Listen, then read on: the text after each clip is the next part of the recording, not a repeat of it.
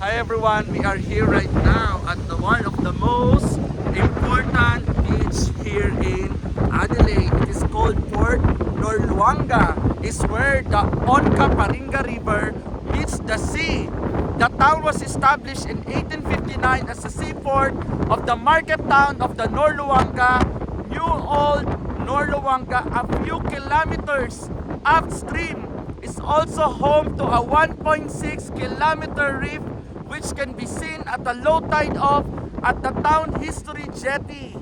Port Norluanga is a coastal arts hub supported by a thriving arts and community and two galleries. The popular seaside destination is much loved by beach goers, divers, kayakers, and surfers. What are you waiting for? Come and join us. There's a big waves right now because it's a winter season, but this is really amazing. It is a must visit here in Adelaide.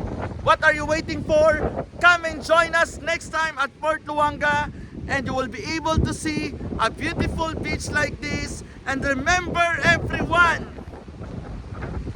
we can always travel around the world only through the power of God. It's very windy, strong wind right now, look at that.